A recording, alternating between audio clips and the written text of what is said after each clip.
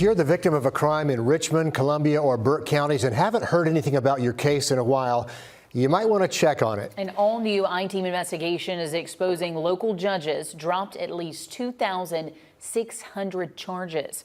And we're not talking about misdemeanors here. As our Meredith Anderson uncovered, these are felonies, and the timing might not be a coincidence. You take a picture to preserve a memory, but this isn't a man Aspen LeBlanc likes to remember. Edgardo Cosia is also one our local courts tried to forget. They make you lose faith in the system. Yeah. A system that, at first, seemed to let a man indicted on 2 counts of child molestation totally off the hook. As long as you flee the country and, disappear, you're good to go. Until the I-Team started asking questions. Nothing was really prompted until you had asked for my case file. This is Aspen LeBlanc's case file. And the only reason the I-Team was able to get it is because her case is closed. And not because it ever went to trial. No jury ever heard it, and the only decision a judge made was to dismiss it. The reason? Even though he was indicted on 2 counts of child molestation, no one ever arrested him. I could have maybe gotten it if it was a misdemeanor or something. Like, that's 2 felonies against a child. Like, come on. And that's just Aspen's case. Documents show Eddie, as he was known, is no stranger to law enforcement. This wasn't in Aspen's case file, but the I-Team uncovered this detailed rape allegation from Florida. Cosia was never arrested for this crime either. Turns out he couldn't be located for an interview. And that's not the only pattern seeming to emerge here. The state attorney's office seems to take issue with the victim not reporting the incident until 37 days later, even though the Sarasota County deputy wrote in his affidavit how she was afraid for her safety. Aspen's file includes a number of threatening text messages, but the I-Team uncovered other reports missing from Aspen's file. This woman, also in Florida, says she was a victim too, saying Cosia was threatening her. There are 3 in all. Deputies admit they can't find him, and the victim tells investigators he travels the country playing polo. Eddie is from Argentina, the world capital of polo, but it appears he was using the sport of kings as his pawn. My dad was a groom.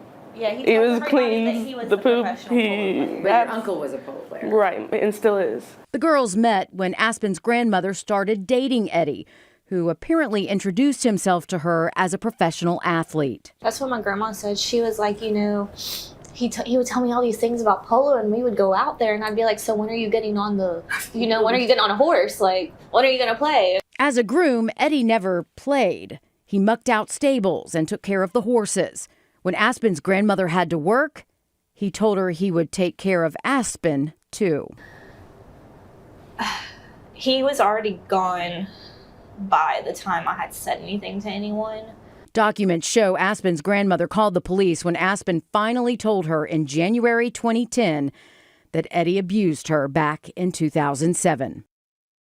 I remember sitting in a room in front of a camera, and I had this piece of paper, and I had to mark where he touched me. In June of 2010, a grand jury indicted Eddie on not 1, but 2 counts of child molestation, and a warrant was issued for his arrest.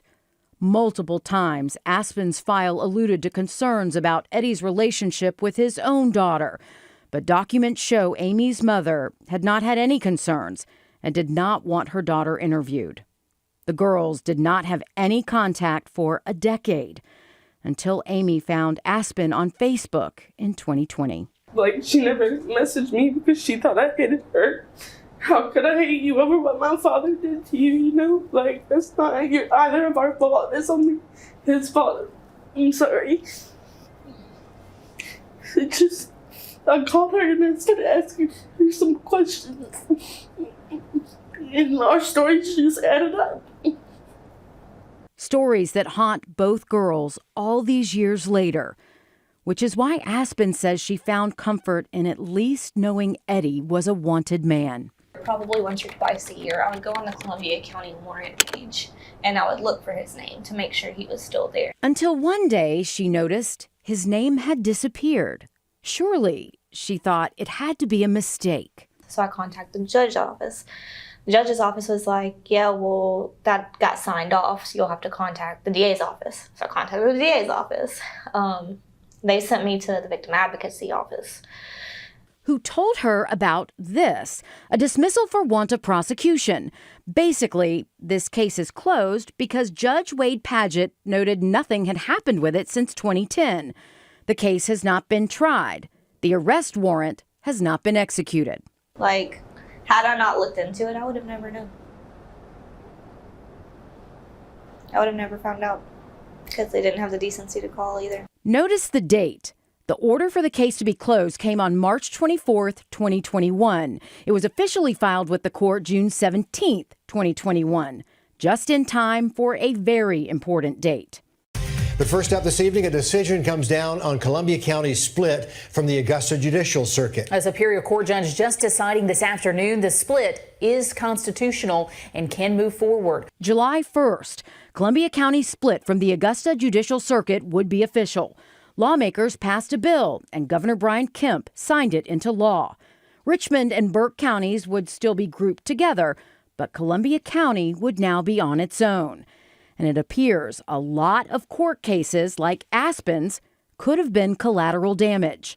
Multiple sources tell the I-Team hundreds of other cases were dismissed around the same time, but it looks like that number could be in the thousands. In Burke County alone, the I-Team uncovered judges dismissed 1,556 charges in June of 2021. Richmond County was reluctant to provide this information to the I-Team, but eventually gave us this list of 1,143 charges, also dismissed.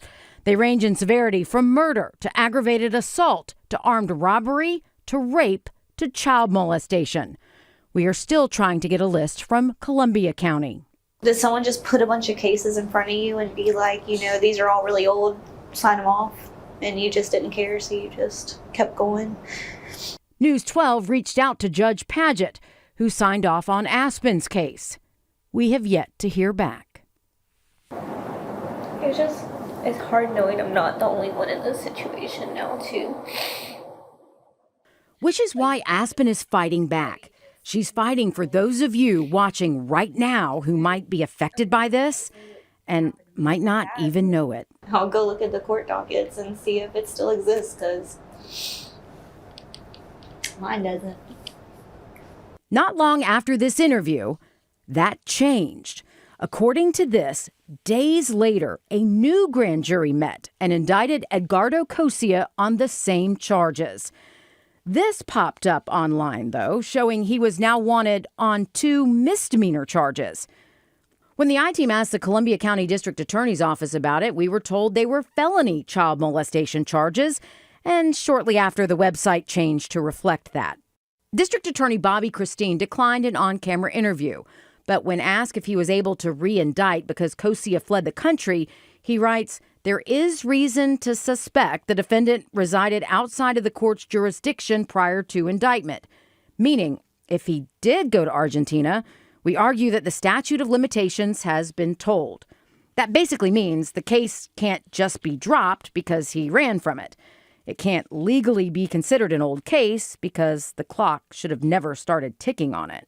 People make mistakes, but you don't make the same mistake over and over. You don't act like it never happened. You come forward about your mistakes. You come clean. Aspen says her fight for justice is no longer just for her or for the other victims in her case file.